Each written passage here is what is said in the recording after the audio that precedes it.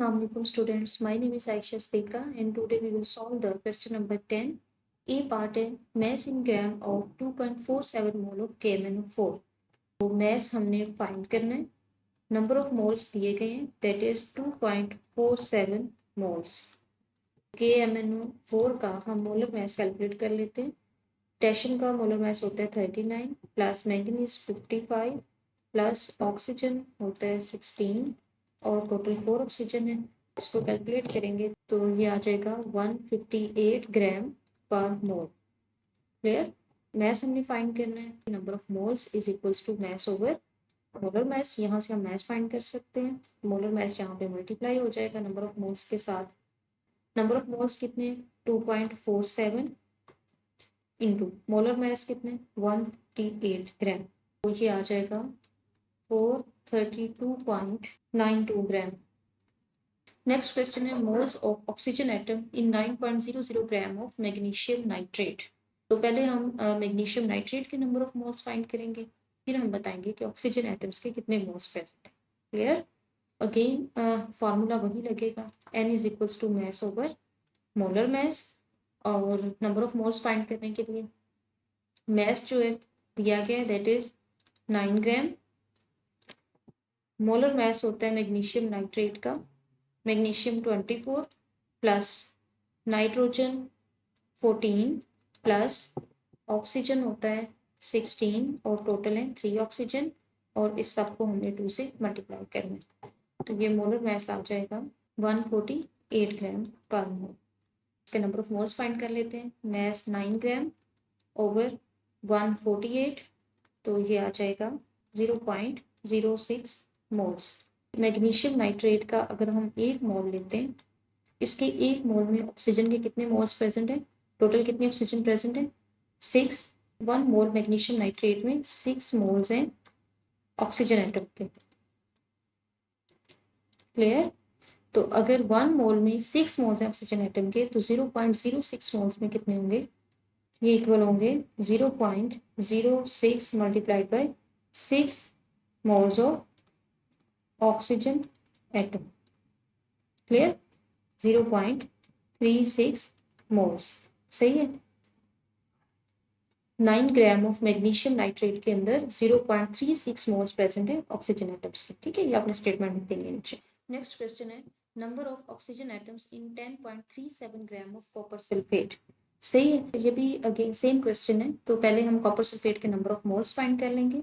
Copper sulphate का molar mass है 249.5 ग्राम per मोल और इसको हम यहाँ पे पुट कर देंगे 249.5.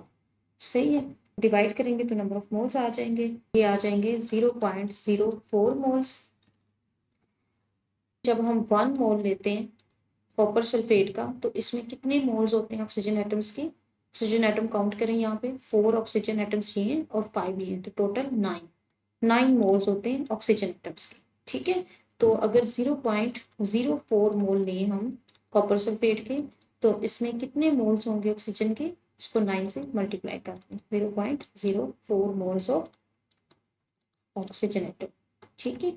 तो ये आ जाएगा 0.362 moles. Clear. Number of oxygen atoms find करने के लिए हम इसको एवोगैड्रोस नंबर से मल्टीप्लाई कर देंगे.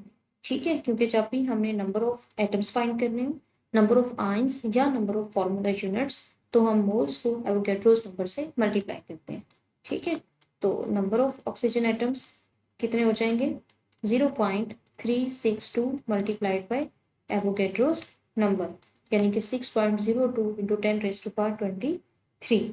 तो ये आ जाएंगे हमारे पास 2.18 इंटू 10⁻23 एटम्स. क्लियर.